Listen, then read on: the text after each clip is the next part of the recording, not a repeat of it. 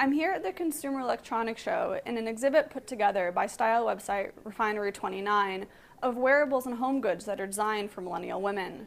Wearables is an increasing focus of innovation for the technology industry, but a lot of the earlier devices have focused on areas that skew towards young men, like new ways to control video games, or clunky watches that are just too big for slender female wrists or not stylish enough for women to wear on a daily basis.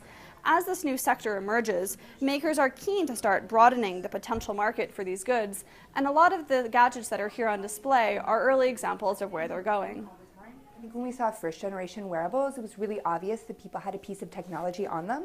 And as things have moved forward, I think we've found these more subtle ways to incorporate technology into our everyday lives. Subtle, stylish, and beautiful ways. One popular new product is named Ringly. It's a ring that can be linked with a smartphone and then set to vibrate or flash lights when text messages or certain types of emails come through. That's helpful as women's clothing usually doesn't have pockets big enough to fit smartphones. Another new product is a leather bag made by designer Lyotte. It looks like a normal black tote, but inside it has a battery for charging phones and an LED light that illuminates the bag's interior. Liam Casey is founder of manufacturing company PCH. He says designers are taking advantage of falling manufacturing costs to test out a wide variety of new electronic products. Developing new gadgets is easier than ever, he says, thanks to products like Arduino and Raspberry Pi, cheap hackable computers that can be used to build prototypes quickly. I'd spent 10 years in the fashion industry, and when I worked in the fashion industry, I could go and buy 60 meters of fabric, and I could take it to a contract manufacturer, and I could make any garment I want, and I could change it last minute.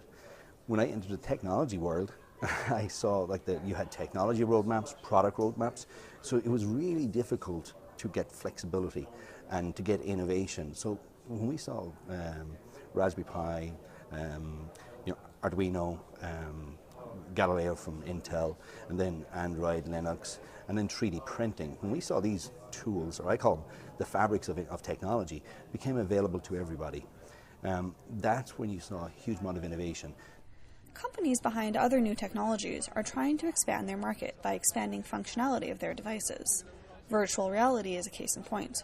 Now it's a niche device used mainly by gamers, but developers like Samsung are trying to add virtual reality films and other kinds of entertainment. That would bring in a much wider variety of users, not just women, who are underrepresented in the gaming community, but others who might not like video games. When you think about virtual reality, obviously games is the first thing you think about. The second thing people think about is video, but there's a lot of different forms of video. You've got 2D video, traditional television and movies, but what virtual reality can do really special in the video space is that spherical video that surrounds you. It's a very distinctive and unique thing.